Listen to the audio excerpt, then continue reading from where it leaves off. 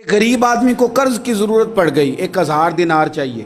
तो जिस बंदे से उसने कहा, अगरचे वो नेक बंदा था, तो कहने लगा कोई गवाह है तेरे पास?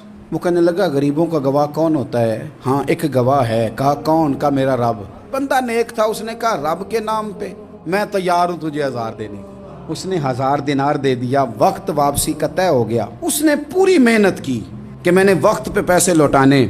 उसने पैसे जमा भी कर लिए और वापस देने को तैयार भी हो गया, लेकिन रास्ता बहरी जहाज का था, कश्ती का था। अब वो जब आ गया दरिया के किनारे तो बड़ी कोशिश की, पर वहाँ उसे कोई कश्ती नहीं मिली। सोच सोच के परेशान था कि मैंने तो अल्लाह के नाम पे लिए।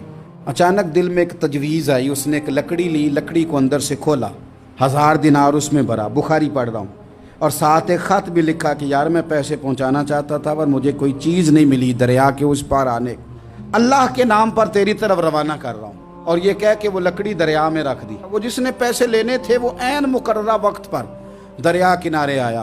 सुबह से सरे शाम तक उसने इंतज़ार किया। दिल ढलने लगा तो दिल में ख्याल आ गया कि यार नहीं, उसने देने ही नहीं। अब जब वापस लौटने लगा तो अचानक दरिया में एक लकड़ी तैरती हुई दिखाई दी। कहने लगा ले जाता हूँ, शाम को रोटियां पकाने के काम आएगी। लकड़ी लेके घर गया और जब उसको चीरा ना कि मैं इसकी आग जलाऊंगा, खोला तो अंदर से 1000 दिनार भी निकल आया, खत भी निकल आया। अब जरा समझना, उसके दिल में बात किसने डाली कि तू लकड़ी में पैसे डाल दे?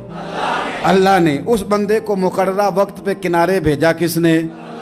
लकड़ी सिर्फ उसी के हाथ आई तो ये बंदोबस्त किया किसने?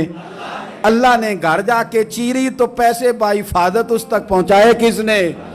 तो फिर हमें भी तवज्जो अल्लाह की जानिब भी करनी चाहिए। जब लोग अल्लाह को गवाह बनाते हैं, रब की जानिब अपनी तवज्जो करते हैं, फिर अल्लाह अपने बंदों को मायूस नहीं करता।